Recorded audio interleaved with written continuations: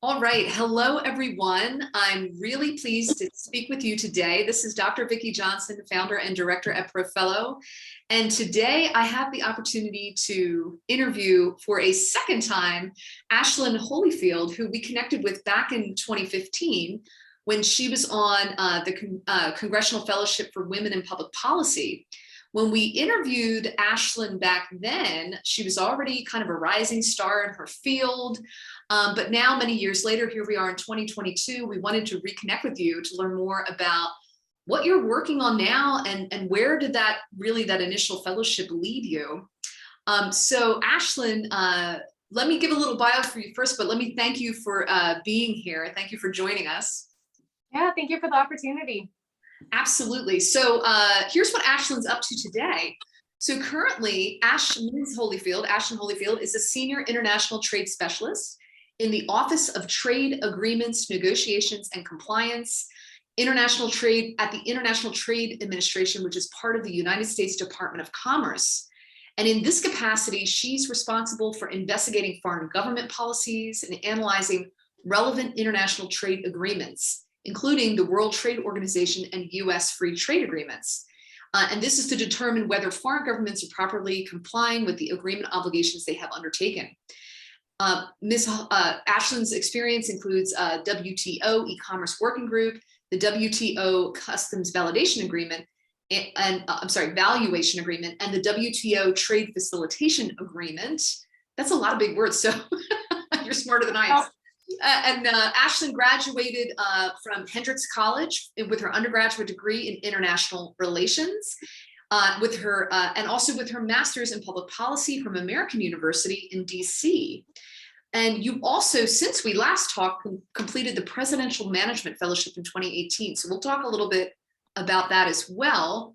So Ashlyn, tell me, since we last spoke in 2015, when you first told me about your experience with the Congressional Fellowships on Women and Public Policy, can you remind our readers what that fellowship experience was like for you and some of the concrete skills and networks that you gained from that program? Yeah, the Women in Public Policy Fellowship was a truly great opportunity. I'm still very close with the fellows of my class, as well as the fellows across classes. It has been going for over 30 years. It provides women the opportunity, master's graduates, the opportunity to actually join a congressional office staff and get to do that for about a 6-month period. I joined the Education and Workforce Committee under Minority Leader at that time, Congressman Bobby Scott. And I got to work on education policy, particularly working on the reauthorization of a particular piece of legislation that was really important. And I loved it. It was great. I think what you learn on the Hill is that every day is different. It's very fast paced, but you really have to know how to explain complicated policy in everyday terms. And also not use a lot of government jargon, which has been important later on in my career. Also learning how to write well, but also write quickly, and really express your viewpoint in a way that someone who's not necessarily an expert in the field can also understand and grasp the significance of the policy moving forward. So the Women in Public Policy Fellowship was a great opportunity because I also got to meet and network a lot of exciting women across DC in various fields. And it really allowed me to see what future careers would be possible, after working on the Hill, what I would like to go into, just by the variety of people that I met, and then very graciously sharing their experience with some of the new folks that came on. That's wonderful. And just so people know, that is a fellowship that's still offered annually. So you can find it on ProFellow. So definitely check it out. And in fact, they may have an upcoming deadline sometime this year in 2022. So check that out. Now, since that time, since you did that fellowship, what are some of the other fellowships and professional experiences you've had since then? And how did that original fellowship prepare you to get those jobs in the political realm and even succeed in them? Yeah, that's a great question. So after I completed my Women in Public Policy Fellowship, I actually applied for the Presidential Management Fellowship.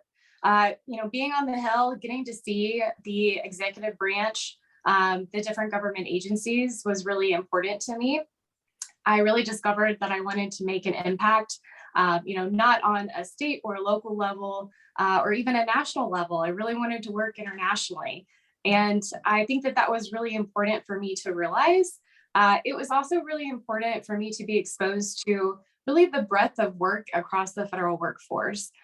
Something that was great about the Women in Public Policy Fellowship is that it wasn't just government nerds. It wasn't, there were scientists, there were people from different fields, social workers, et cetera, coming to the Hill and learning about how we make policy at the federal level. And that was really important exposure for me to figure out that I really wanted to start working at the US Small Business Administration. And then I really wanted to move into international trade policy at the US Department of Commerce. So I think without that broad exposure, I would not have understood the opportunities that have been available to me through the Presidential Management Fellowship and continuing in federal service. The Presidential Management Fellowship was a wonderful opportunity. I highly recommend it for anyone graduating a master's program. You can apply even 2 years after you graduate your master's. And it was a great way to begin federal service, coming in with a cohort of very motivated other students in my class at the US Small Business Administration.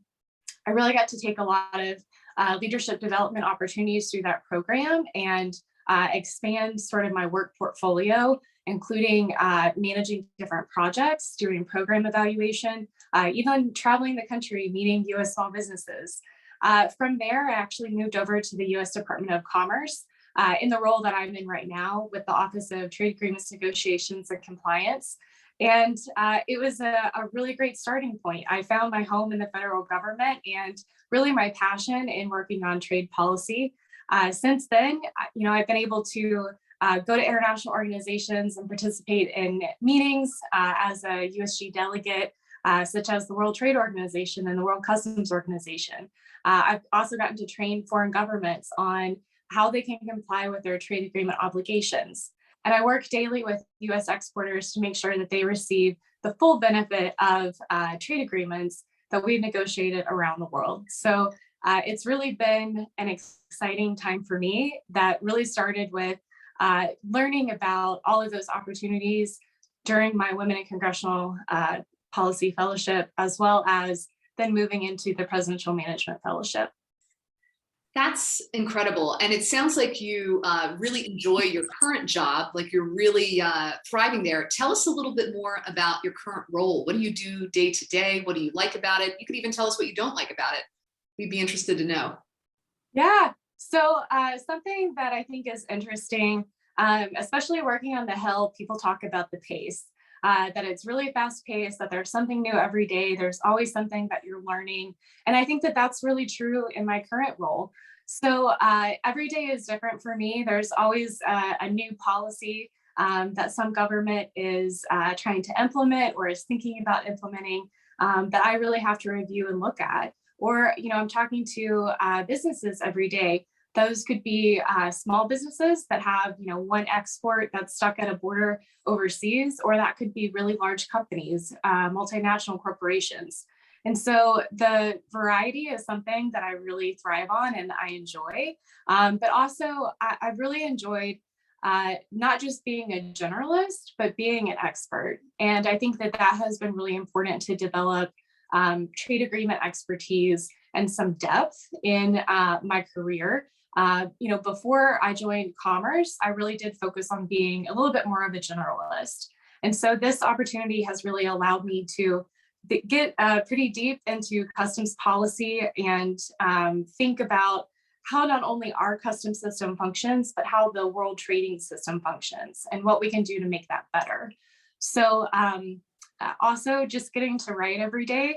I develop talking points, do bilateral meetings with different foreign governments, and do a lot of research and analysis that I think my master's program, as well as my previous opportunities and fellowships, really prepared me to do on a daily basis, and kind of use all of those skills into, a good analysis, a good talking point, even if it's just a sentence long, and really being able to prepare my principals and leadership to have these engagements with foreign countries, and really to advocate on behalf of U.S. industry. That's wonderful. I have another question for you. In your last interview, when we spoke in 2015, you spoke about the sisterhood of professional women that your fellowship connected you with. Do you and this group of women continue to support and inspire each other even now, kind of later in your career? Yes, we are very active, which has been such a blessing, especially during the last couple of years, to still stay connected with them. And really, I think, what's been special about it is that as someone coming into the fellowship kind of at the beginning of their career can see folks who are 20 years down the road, or even 5 years down the road. And I think seeing that variety and having that opportunity to ask questions has really been helpful in allowing me to navigate my career path, and also understand where I am. Understand that I can ask some of my colleagues or peers in this group, hey, how do you do this one thing as you're just starting off? And then as we have also progressed in our careers, the conversations have really changed to, okay, how do I negotiate this? How do I apply for this job? How do I begin taking on managerial responsibilities? So I think the opportunity to see the gamut of where these women have landed, and also just the different directions of their career path, have been really interesting to see.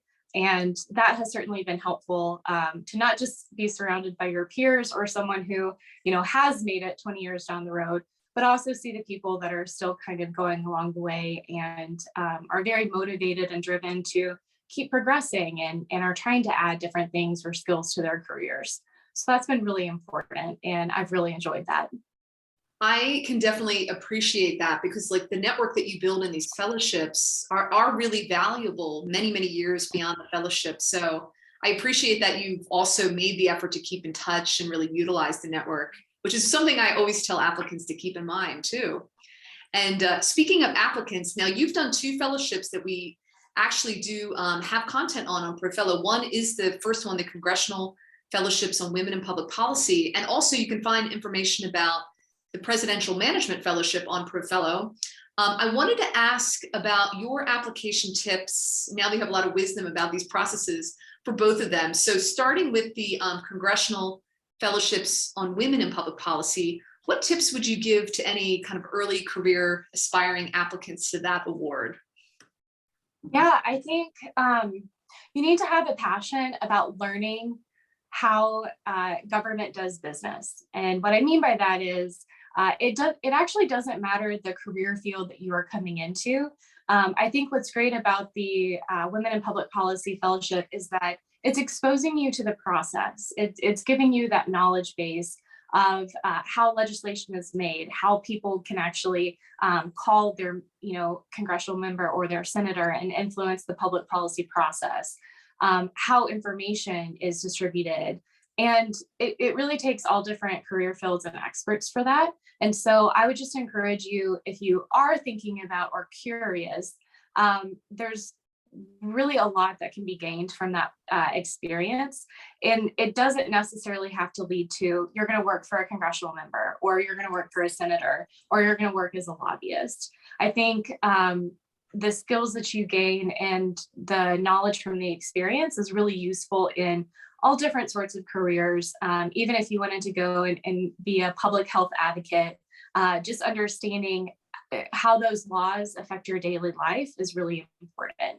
So for that fellowship, I would just encourage you to definitely take the chance to think about it. I moved from Arkansas to DC, and this fellowship provided me the opportunity financially to be able to work for a member of Congress in a committee, which were experiences that I had not been able to do previously. So definitely a great opportunity. Would just encourage you to apply and get the process started.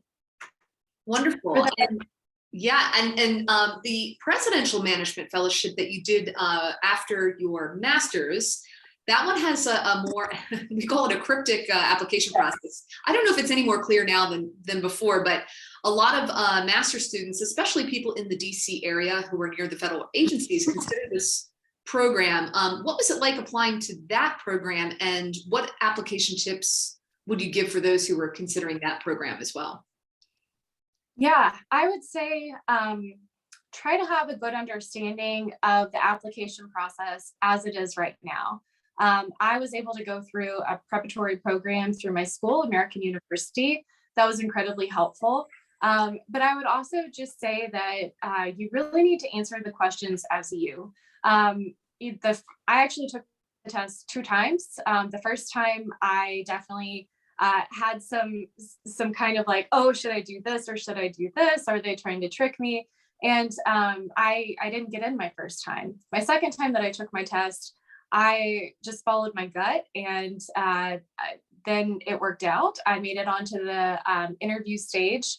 I think, especially what they're looking for at the interview stage is, can you collaborate with others? That's something that's so central to my daily job as a federal government employee, is really, can you work with others? Can you advocate for your role in sort of the federal bureaucracy? Can you, provide your piece of it? And then there's all of these other people who are providing their pieces, and you have to come together and work it out to get to a final product. So definitely, if you do have the opportunity to go through a preparatory program through your school, those are very helpful. But if you don't, answer the questions definitely as you, and then try to find resources online that will give you a flavor of exactly what to expect in the interview process, in the application process with the essays, etc. I think the more you know going into it, the better you will do.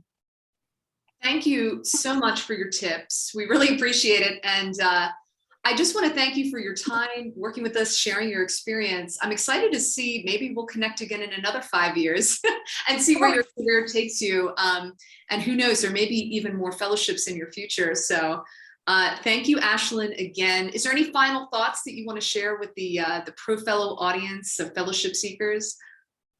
Yeah, I would just say I'm so grateful for the opportunities that I've had and the people that I've met in my fellowships.